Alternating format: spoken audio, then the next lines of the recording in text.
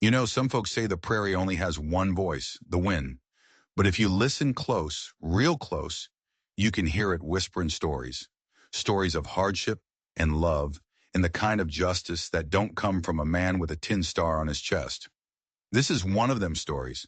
It starts with a man named Silas Boone and a sound he heard in the dead of night that didn't belong. Silas was a man who'd made a home out of silence. His wife, Martha, and their little girl, they were gone, taken by a fire years back that scorched more than just his cabin. It scorched his heart, left it fallow, empty. He'd rebuilt the house, but not the home. Now his only companions were the creak of old floorboards and the sigh of the wind across his empty fields. So when he heard that sound from the barn, he knew. It wasn't a coyote, wasn't the mare getting restless. It was a soft, heavy thump. The sound of a sack of grain falling over, or a body hitting the hay. He didn't grab his rifle to shoot.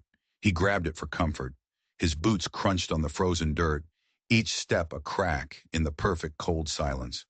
The barn door was already open, just a sliver, enough for the moonlight to cut a sharp, silver line across the floor. He pushed it wider, the hinges groaning like an old man getting out of a chair. And that's when he saw her.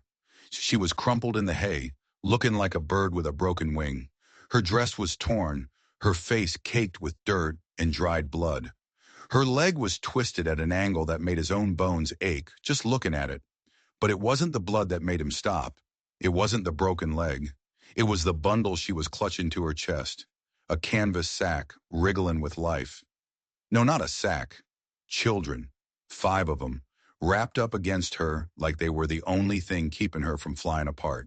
And nestled in her arms, so small it barely looked real, was a baby. 6 children, all of them silent, not crying, not whimpering, just still. As if silence was a shield they'd been taught to hold up. The woman's eyes fluttered open. There was no fear in them, just an exhaustion so deep it looked ancient. She saw the rifle in his hand and didn't even flinch. She just pulled the bundle tighter. Silas knelt down, his old knees protesting. He placed 2 fingers on her neck. Her pulse was faint, a tiny drum beating against the silence. But it was there. "I ain't gonna hurt you," he said, his voice a gravelly thing he rarely used. "Or them." She didn't answer. She just watched him. Then his eyes caught something else. On the inside of her wrist, peeking out from a tear in her sleeve, was a mark. It wasn't a tattoo. It was a brand. A strange, intricate symbol seared right into her skin, like you'd brand a steer. What in God's name had happened to this woman? He didn't ask. He just wrapped his coat around her, lifted her up. She weighed nothing, less than nothing, and carried her into the cabin. The 5 children followed behind him in a line, like little ghosts. They moved without a sound, their eyes wide and empty. He laid her on his cot by the fire, the baby beside her. The other 5 huddled together on a rug, never more than an inch apart, a tiny island of silence in his quiet house. He worked through the night. He cleaned her wounds, set her leg as best he could, and warmed some goat's milk. She took it all without a word, without a sound. The kids just watched. By the time the sun bled across the horizon, Silas Boone's quiet life was over. He had 6 new mouths to feed, and a woman branded like cattle sleeping in his bed. He rode into Hollow Creek before the town was even properly awake. He didn't feel the cold. He just felt a sense of dread, heavy and thick in his gut. He banged on Doc Thatch's door until the old man opened it, squinting in the morning light. "Silas, what devil's chasing you?" "Got a girl in my cabin, Doc," Silas said, his voice flat. "Busted up bad, and she's got 6 children with her." Doc Thatch didn't ask questions. He just grabbed his bag. The ride back was silent.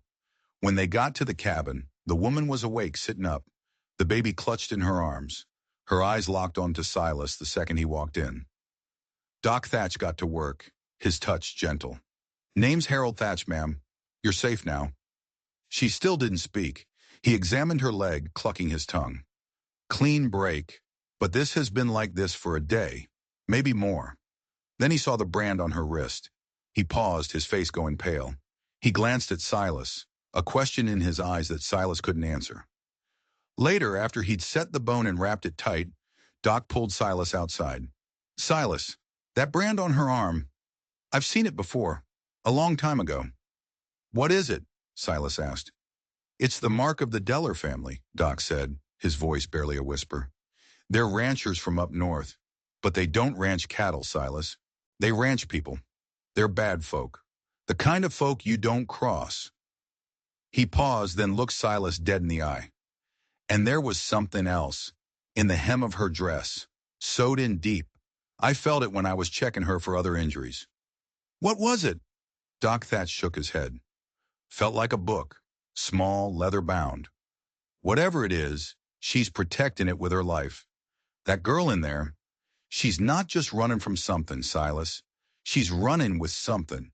And the people she's running from, they don't give up. Just as the words left his mouth, a horse trotted up the path. It was Sheriff Carrick, but he wasn't looking concerned. He was looking angry. He swung off his horse, his hand already resting on the butt of his pistol. He didn't even say hello. He just looked at Silas, his eyes cold as a winter river. Boone, he said, his voice hard, you have any idea the hell you just brought down on this town? Silas stood his ground. I brought in a hurt woman and her children, Sheriff. That's all. Sheriff Carrick spat on the ground. That's not a woman. That's Mary Elwell. And she's wanted. Wanted for what? Silas asked, his blood running cold. For theft, the sheriff said, his gaze flicking to the cabin door. A week ago, she disappeared from the Deller Ranch, and so did $20,000 of their money. Carrick took a step closer, his voice dropping to a low growl. You listen to me, Silas. The Dellers are on their way. They sent a wire. They know she came this way. You give her up, now, before they burn this whole valley to the ground to get her back. Silas looked from the sheriff's angry face to the cabin, where a woman branded like an animal was protecting 6 silent children. He thought of the brand, the whisper of a hidden book. He thought of his own wife, his own child, lost to a fire he could never explain. $20,000? No, this wasn't about money. He could feel it in his bones. This was about something else entirely. He looked back at the sheriff. She ain't going anywhere. Carrick's face hardened. Then you're a fool, Silas, and you've just signed your own death warrant. He turned, swung back onto his horse, and rode off without another word, leaving Silas alone with the doctor, the silence, and a storm that was about to break right over his head. What would you have done? Handed her over, or stood your ground? The sheriff's warning hung in the air long after he was gone, thick and suffocating like smoke. Doc Thatch looked at Silas, his face etched with worry. You're playing with fire, son. Fire's all I got left, Silas muttered, turning back toward the cabin. The weight of his decision settled on his shoulders, heavy as a tombstone. But when he stepped inside and saw Mary Elwell, he couldn't think of her as Clover yet. Watching him with those haunted eyes, a flicker of something he hadn't felt in years stirred within him. Defiance. He wasn't just protecting her. He was protecting the memory of his own family, the one he couldn't save. Word travels fast in a town like Hollow Creek, faster than a prairie fire and twice as destructive. By noon, the whole town knew. Minnie Dodd, who ran the boarding house and had a tongue that could clip a hedge, was already holding court in the general store. Taken in a branded woman, a thief, and with 6 children that likely ain't even hers, Silas Boone has finally lost what little sense the fire left him. The whispers followed him like his own shadow when he rode in for supplies. Doors closed, eyes turned away. Mr. Harlow at the general store, a man he'd known for 20 years, suddenly couldn't give him credit. Sorry, Silas, times are tight. Silas knew it was a lie. The town was afraid. The name Daler was a poison that had already seeped into the well. He paid with the last of his cash and rode home, the silence of the town shouting louder than any accusation. Back at the cabin, an uneasy rhythm had begun to form. Mary still hadn't spoken a word to him, but she was moving. She'd found a stick to use as a crutch and was limping around the small space, tending to the children with a quiet, desperate focus. She'd found his old sewing kit and was mending the children's ragged clothes. Her hands were never still. It was as if stopping, even for a moment, would let the horrors she was running from catch up. The children remained the biggest mystery. They were like little dolls, perfectly behaved, eerily quiet. They ate what he gave them without complaint, their eyes following his every move. He tried to talk to them, ask their names. Nothing.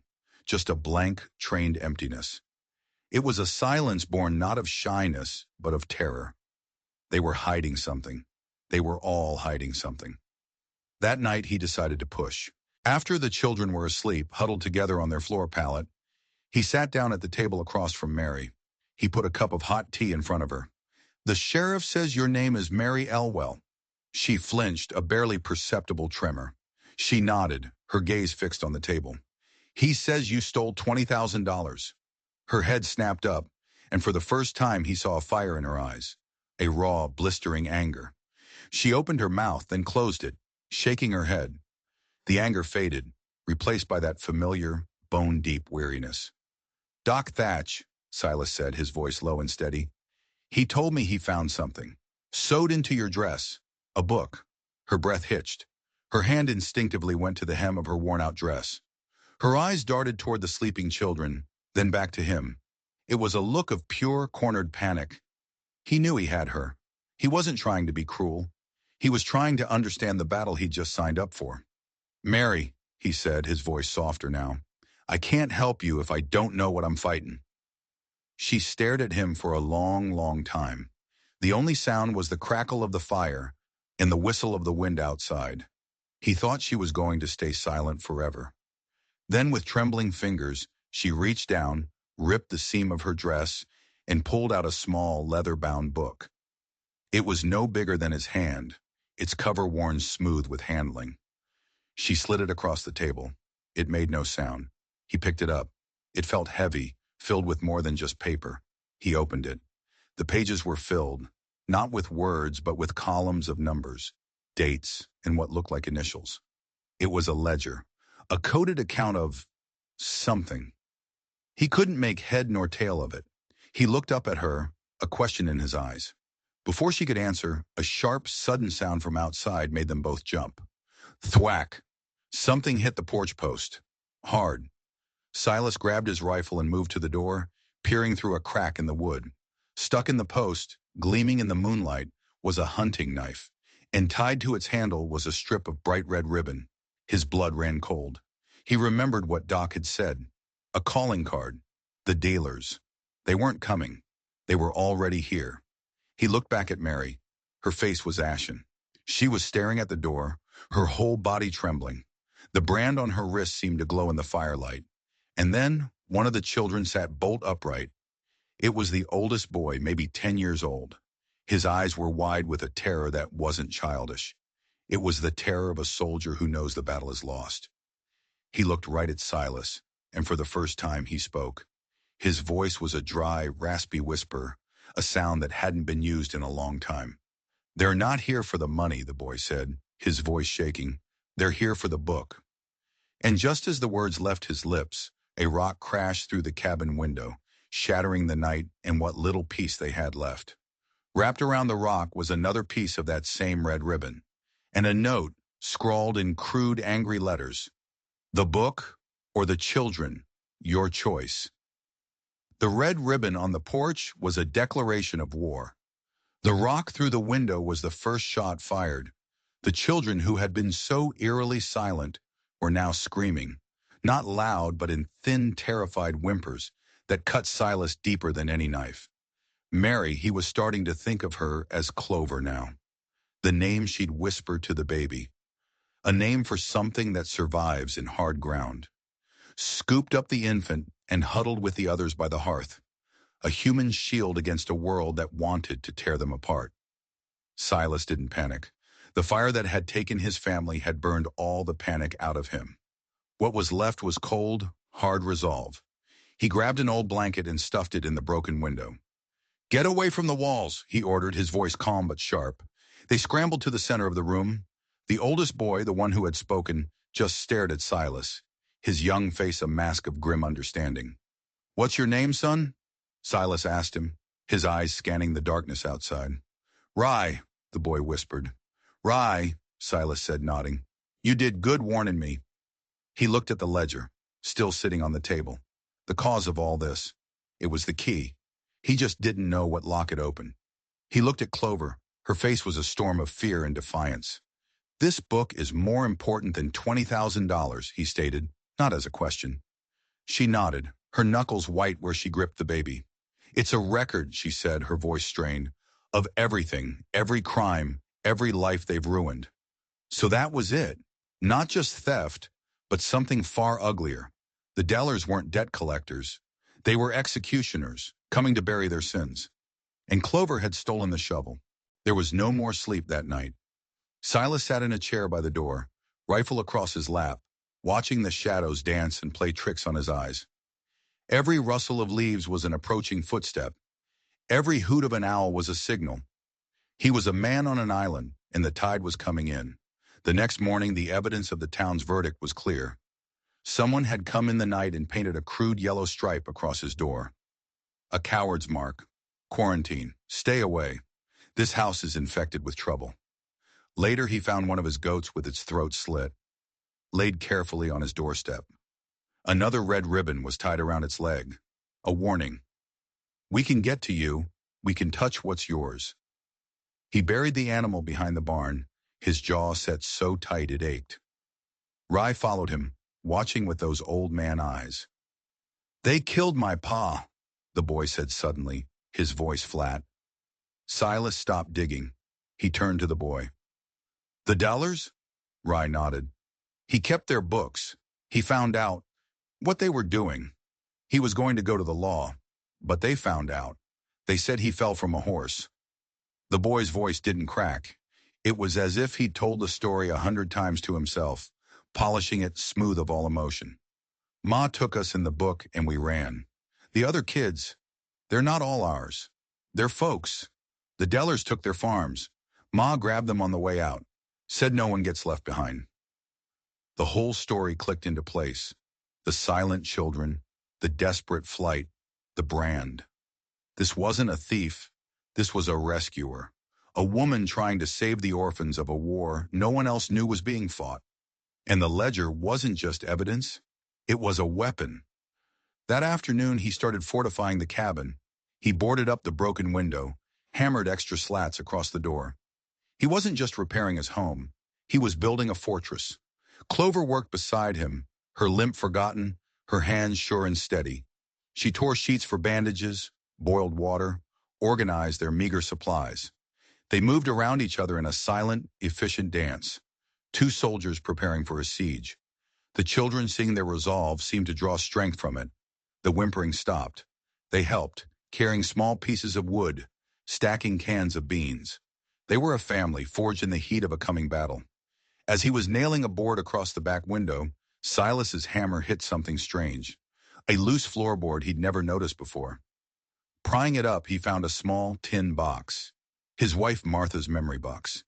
He hadn't been able to look at it since the fire. His hands trembled as he opened it. Inside were a few dried flowers, a lock of his daughter's baby hair, and something else. A small, folded piece of cloth. He unfolded it. It was a strip of bright red ribbon. The breath left his body in a rush. It was impossible.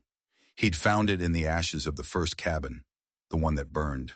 He'd thought it was just a piece of Martha's sewing kit, a random scrap that had survived the blaze. He'd never understood. He'd thought the fire was an accident, a stray spark from the hearth. But it wasn't. It was them, the Dellers. He stumbled back into the main room, the red ribbon clutched in his hand. He held it out to Clover. Her eyes widened in horror. Where did you get that? From the fire, he choked out, the words tasting like ash. The one that took my wife, my daughter. Clover reached out and took the ledger from the table. Her hands were shaking. She flipped through the coded pages, her finger tracing the lines of numbers. She stopped on a page near the middle. Her breath caught. She pointed to a single line entry, a date from 5 years ago, a set of initials he didn't recognize, and a single chilling notation next to it. H.C. Fire. Cleared. H.C. Hollow Creek. The fire hadn't been an accident. It had been a job. His family hadn't died. They had been murdered. And the people who did it were the same people hunting this woman, this family. This wasn't her fight anymore. It was his. "What was on this land before you?" Clover asked, her voice a strained whisper. "Nothing," Silas said. "Just an old homesteader who died without any kin." "The ledger says otherwise," she said, her finger still on the page. "It says this land belonged to a man who refused to sell to the dealers. They paid someone to clear it for you to buy cheap from the state. They wanted this land, Silas, for the water rights." His whole world tilted on its axis. His grief, his lonely life, the tragedy that had defined him. It was all a lie. A footnote in a criminal's ledger. He hadn't been a victim of fate. He had been a pawn in their game. The anger that rose in him was so hot, so pure, it felt like it could burn the world down. He looked at Clover, at Rye, at the other children huddled by the fire. He saw his own lost family in their faces, and he knew with a certainty that was as absolute as the sunrise that he would not lose another one. Suddenly, a horse whinnied outside. Close. Too close. Silas grabbed the rifle. He peered through a crack in the boarded-up window. 3 men on horseback sat at the edge of his property line, just watching the cabin. One of them was a big, ugly man with a scar running down his jaw. He raised a hand and pointed, not at the cabin, but at the barn. And Silas saw the flicker of fire. They weren't coming for the book. Not yet. They were going to burn him out. Just like they did before. They were going to take everything, piece by piece, until he had nothing left to defend. The smoke was already starting to pour from the barn roof. The barn was more than just a building. It was a memory, the first thing he and Martha had built together. He could still hear her laugh, still see the sawdust in her hair. And now the Delaires were turning it to ash, a sick echo of the past. The smell of burning hay and old wood filled the air, a funeral pyre for his history. "Stay inside and stay down," Silas yelled, his voice raw. He kicked the door open and ran, not toward the fire, but toward the tree line, using the smoke as cover. He wasn't going to fight the fire. He was going to fight the men who started it. He circled around, the rifle feeling like an extension of his own arm. He moved through the tall grass, silent as a predator. He could see them now, 3 silhouettes against the roaring orange blaze. They were laughing, laughing as his world burned. That laughter snapped something inside him. He raised the rifle, took aim at the one with the scar, and fired. He didn't aim to kill. He aimed to announce his presence. The bullet ripped through the man's hat, sending it flying. The laughter stopped. They scrambled for cover behind their horses, pulling their own rifles. The night exploded with the crack of gunfire. Inside the cabin, Clover was a general. "Rye, get the water buckets to the back wall, away from the windows. Moss, Abel, get under the table, now!" The children, shocked out of their fear, moved. She grabbed the ledger and a small, half-empty sack of flour. She worked with a frantic, desperate energy. This wasn't her first fire. She knew what to do. She knew how they worked. Outside it was chaos. Bullets tore through the air, thudding into the cabin walls. Silas was pinned down, outnumbered. He could see them trying to flank him, to surround him. They were professionals. But he was on his home turf. He knew every rock, every dip in the land. He fired again, forcing them back. But he knew it was a losing fight. Sooner or later, they'd get him. Then from the cabin came a new sound, a loud, rhythmic thump. Thump. Thump. Clover. She was using a heavy cast-iron pan, banging it against an old plow disc Silas kept by the door. It was a makeshift alarm bell, a desperate clang of defiance ringing out across the valley. The man with the scar shouted, "Forget the old man! The book is in the house! Get the book!" 2 of them broke off, running in a low crouch toward the cabin. Silas's heart seized. He fired, dropping one of them with a shot to the leg. The man screamed and went down, but the other one kept coming. He was almost to the porch. Silas didn't have a clear shot. He was too far away, and the man was using the smoke for cover. Just as the man reached the front door, it flew open. But it wasn't Silas he met. It was Rye. The 10-year-old boy stood there, his face pale but determined, holding Silas's heavy old horse pistol in both hands. It was almost too big for him to lift, but he held it steady. The man laughed, a cruel, ugly sound. "Get out of the way, boy, before you get hurt." He took another step. Rye pulled the trigger. The gun bucked like a mule, sending the boy stumbling backward. But the shot was true. The man crumpled to the ground, clutching his shoulder, howling in pain. From the tree line, the man with the scar saw it all. His face, illuminated by the fire, was a mask of pure fury. He raised his rifle, not at Silas, but at the cabin door, at the small boy standing in the entryway. Silas saw it too. Time slowed down. He knew he couldn't get a shot off in time. He was going to watch another child die. He squeezed his eyes shut, but the shot never came. Instead, a new voice cut through the night. "Drop it, Deller!" Silas's eyes snapped open. There, at the edge of the property, was Sheriff Carrick, and he wasn't alone. Behind him was a posse of a dozen men from town, ranchers, storekeepers, even old Mr. Harlow. They were armed with hunting rifles and shotguns, their faces grim in the firelight. The alarm bell. Clover's desperate banging had been heard. It had worked.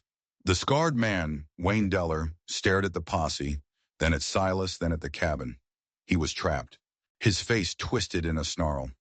"This ain't over, Boone," he screamed. He grabbed his wounded man, threw him over his horse, and galloped off into the darkness, leaving the other two behind. Silence fell, broken only by the roar of the fire and the whimpering of the wounded men on the ground. Sheriff Carrick walked over to Silas, his face unreadable. "My deputy heard your bell," he said, nodding toward the cabin. "Seems you were telling the truth after all." He looked at the smoking ruins of the barn, at the bullet holes in the cabin wall. "I was wrong to doubt you, Silas. The Dellers, we all knew they were trouble. We just didn't want the trouble to be ours. We were cowards." He turned to the men behind him. "We were cowards." Mr. Harlow stepped forward, his face ashamed. "He's right, Silas. We let our fear get the better of our decency. We won't make that mistake again." Inside the cabin, Clover was holding Rye, rocking him back and forth, whispering in his ear. The boy wasn't crying. He was just shaking. Silas walked in, his heart aching. He knelt in front of the boy.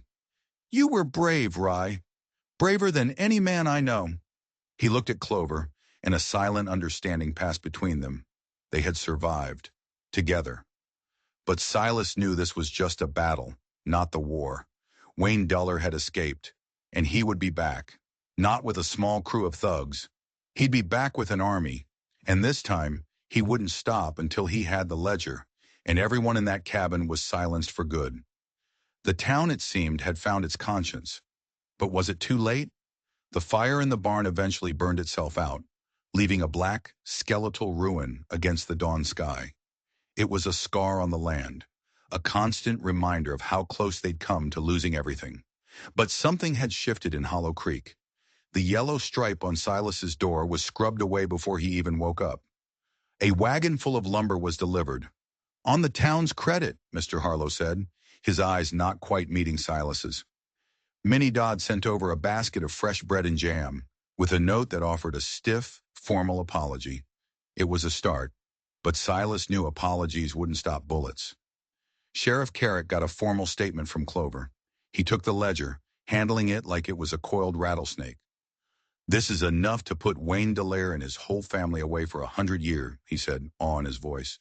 "Arson, extortion, murder, it's all here. Your husband was a brave man, ma'am."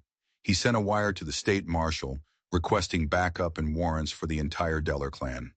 But the Deller ranch was 3 days' ride away, in ungoverned territory. A warrant was just a piece of paper out there. And Wayne Deller wasn't the kind of man to wait for the law to come knocking. He was the kind who kicked the door in himself. A tense peace settled over the ranch. The men from town took turns standing guard at night, their rifles ready. They helped Silas begin to clear the wreckage of the barn. During the day, life in the cabin found a new, stronger rhythm. The children started to talk more. Little Finch would follow Silas around, mimicking his every move. Abel started carving again, leaving little wooden animals on the porch rail. Even Jonah, the quietest one, started to hum. The silence of terror had been replaced by the quiet of healing. Clover, everyone called her that now, became the heart of the home. She moved with a purpose Silas had never seen before. There was a strength in her, a resilience that seemed to draw everyone in. He found himself watching her, the way she smiled at the children, the way her hand would brush his when she handed him a cup of coffee. The empty spaces in his heart were starting to fill up. One evening, they were sitting on the porch, watching the children chase fireflies in the twilight. The baby was asleep in a cradle Silas had made from scrap wood. "My real name is Mary," she said softly, not looking at him. "I know," he replied. "Clover was the name of the last flower I saw growing by the road before we ran. I thought it was a good name for surviving." "It is," Silas said. "But you're not just surviving anymore, Mary." She finally looked at him, a small, hesitant smile on her lips. "No," she whispered. "I guess I'm not." Their peace was shattered 3 days later. A lone rider came galloping down the road, his horse lathered and panicked. It was one of the deputies from the next county over. "They're coming!" he gasped, sliding off his horse. "Wayne Deller and 40 men. They cleaned out the armory in my town, and they're riding hard. They'll be here by morning." Sheriff Carrick's face went grim. His posse of a dozen townsfolk was no match for a private army of 40 hardened killers. The state marshals were still 2 days away. They were on their own. Panic began to ripple through the men. "We can't fight that many," one of them cried. "It's a slaughter." "Then we run," another said. "We take the woman and kids and get them out of here." "No," Clover said, her voice cutting through the fear. Everyone turned to look at her. She stood on the porch, her spine straight as a rifle barrel. "We've run enough. If we run now, they'll hunt us forever. They'll burn this town to the ground looking for us. The stand has to be made here. Now." Silas stood beside her. "She's right. This isn't just about her anymore. It's about all of us. This is our home. We don't give it up." His courage was infectious.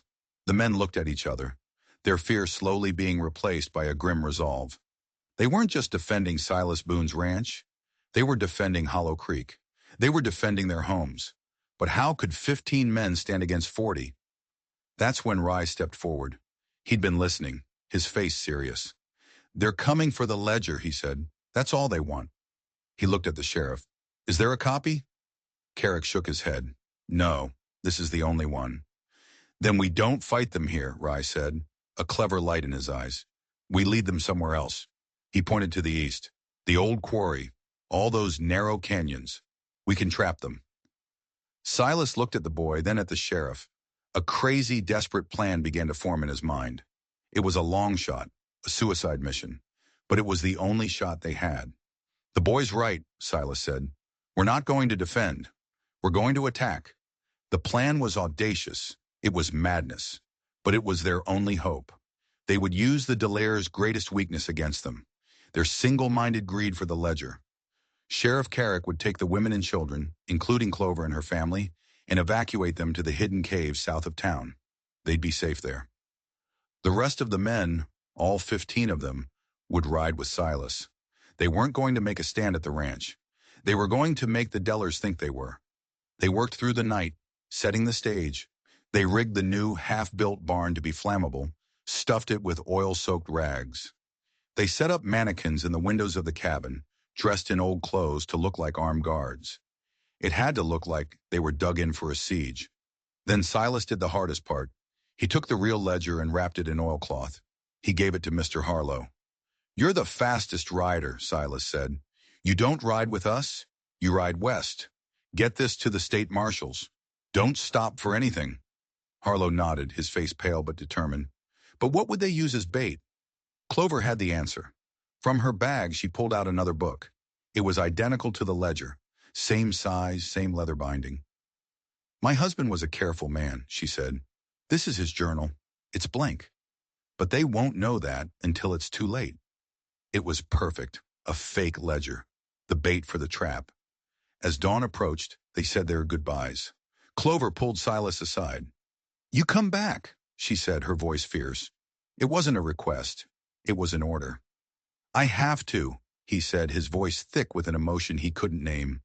"I finally have something to come back to." He held her gaze for a moment, a lifetime of unspoken words passing between them. Then he mounted his horse. The 15 men of Hollow Creek rode out, not as ranchers or shopkeepers, but as soldiers. They left the ranch looking like a fortress and rode east, toward the winding, treacherous maze of the old stone quarry. They carried the fake ledger with them. They were leading an army of wolves into a canyon with no exit. All they had to do was spring the trap and survive until they did. They didn't have to wait long. As the sun climbed, a cloud of dust appeared on the horizon. 40 riders, a wave of death coming for them. Silas held up his hand, signaling his men to a halt. He turned in his saddle, making sure they were seen. He held up the fake ledger, letting the sun glint off its cover. Wayne Deller saw it. Even from a distance, Silas could feel the man's rabid hunger. The chase was on. Silas and his men spurred their horses, not running in a panic, but in a controlled, deliberate retreat, drawing the Deller gang deeper and deeper into the narrow canyons of the quarry. Rocks and scrubland blurred past. The thunder of 80 hooves echoed off the canyon walls, a drumbeat of approaching doom. The plan was working. The Dellers were so focused on the book, they weren't paying attention to where they were going. The entrance to the final canyon, a narrow bottleneck they called the Needle's Eye, was just ahead. Once inside, there was no way out except the way they came in. Half of Silas's men, led by the sheriff, had already peeled off, climbing the canyon walls to positions above. They were the trap. Silas and the remaining men were the bait. They galloped through the Needle's Eye, the Deller gang right on their heels, whooping and firing their guns. The canyon opened into a wide, bowl-shaped dead end. They were cornered. Wayne Deller and his men fanned out, blocking the exit, their faces triumphant.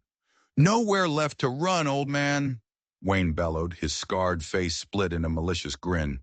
"Give me the book, and I might let you live." Silas held up the fake ledger. "You want it? Come and get it." He threw the book onto a high ledge about 20 feet up the canyon wall. It was a fatal mistake. For Wayne, his greed took over. He dismounted, ordering his men to cover him, and started scrambling up the loose rock toward the book. His eyes were locked on his prize. He wasn't looking up. That's when Sheriff Carrick gave the signal. From the cliffs above, a dozen rifles opened fire. Not at the men, but at the rocks above them. Boulders and scree that had been carefully loosened beforehand came crashing down. An avalanche of rock and dust sealed the Needle's Eye, blocking the only exit. The trap was sprung. The Deller gang was sealed in. They were panicked, confused, their horses rearing. Silas and his men opened fire from the ground, while the sheriff's men fired from above. It was a turkey shoot. The hunters had become the hunted. Wayne Deller, trapped on the ledge, screamed in rage. He finally had the book in his hands. He tore it open, expecting to see his family's dark secrets. Instead, he saw only blank pages. His face contorted with a howl of pure animalistic fury. He'd been tricked. He looked down and saw Silas, reloading his rifle, his face calm and cold. Their eyes met across the chaos. In that moment, it wasn't about the ledger or the land or the town. It was about Martha. It was about a little girl lost to the flames. It was about Rye's father. It was about every life the Dillers had destroyed. "This is for my family," Silas said, his voice quiet but carrying across the canyon. He raised his rifle. Wayne drew his pistol, fast as a snake. But Silas was faster. His shot rang out, clean and true. Wayne Deller crumpled and fell from the ledge, the blank book fluttering down after him like a dead bird. With their leader gone, the rest of the gang's fight broke. They threw down their weapons, hands in the air. It was over. They rode back to Hollow Creek not as 15 men, but as one. They were battered, bruised, but they were victorious. As they approached the town, they saw everyone waiting for them. Clover was at the front, her children clustered around her. Her eyes found Silas's and she ran. She didn't slow down, just launched herself into his arms. In front of the whole town, he held her close. The children swarmed him, tugging on his coat, calling his name. "Papa." It wasn't a question anymore. It was a fact. A week later, the state marshals arrived with Mr. Harlow. The real ledger was safe. The rest of the Deller clan, their criminal empire exposed, were rounded up without a fight. Justice, real and final, had come to the valley. The barn was rebuilt, stronger than before. The fields were planted. Laughter became a common sound on the Boone Ranch, a sound that chased the ghosts from the corners. One evening, under a sky full of stars, Silas and Mary, Clover Mary, stood on their porch watching their children sleep inside. He turned to her and finally said the words that had been growing in his heart. "Will you marry me?" She smiled, a real brilliant smile that lit up her whole face. "I thought you'd never ask," she said. She leaned her head on his shoulder. "We're already home." And they were. A family forged not by blood but by fire, by courage, and by the stubborn belief that even on the loneliest prairie, a person can still find a place to belong. You know, this story reminds me that sometimes the greatest treasures aren't things you can hold, but the people you're willing to fight for. The world can be a dark and scary place, but a little bit of courage can be like a lantern, pushing back the shadows and leading you home. If you enjoyed this story and you believe in the power of courage and second chances, do me a favor, hit that subscribe button and ring the notification bell, because there are a lot more stories whispered on the wind, and I'd be honored to share them with you. Until next time, stay safe and be good to each other.